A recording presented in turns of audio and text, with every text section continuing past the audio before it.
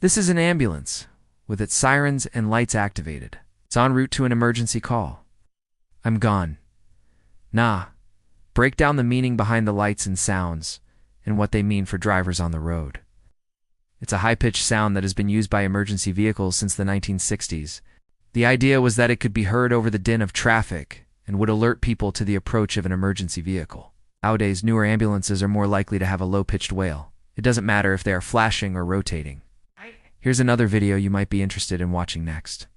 This one covers the different emergency vehicle light bars you might see on the road. Until next time, stay safe out there. The rules are the same.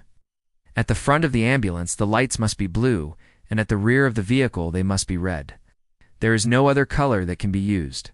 Green is sometimes used on tankers carrying hazardous materials, but this is not classed as an emergency vehicle. This is because studies have shown that this sound is more likely to be noticed by the average person. I'll have an example of that here shortly. First up, the siren. This sound is known as a yeller. The lights on an ambulance can vary from state to state. Typically, ambulances will use either a rotating light head or a flashing light head, and the colors can vary too.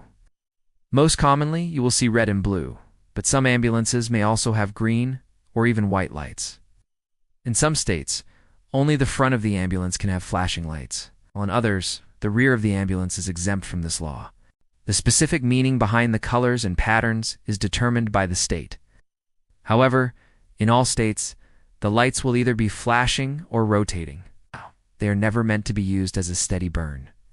Now let us have a listen to some examples of the different types of sirens and also how the lights are used. Here we have a modern-sounding Pierce. This one is equipped with a Welland Liberty light head. This is both a low and high-tone wail and also a yelp. You can hear the difference between the two wail tones now. Now we're going to have a listen to a traditional-style siren. This one is a Federal Signal Q2B. These sirens were very common in the 70s and 80s. They are much louder than the modern sirens and also have a different sound to them. As you can hear, it has a high and low tone wail as well as a yelp.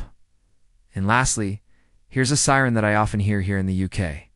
This one is known as a high-low. It's made by a company called HSA and is very common on UK emergency vehicles. It does not have a yelp, just a high and low tone wail. Here in the UK, the red and blue lights on an ambulance are referred to as emergency lighting. I hope you learned something new in this video. If so, please show your support. I'd appreciate it.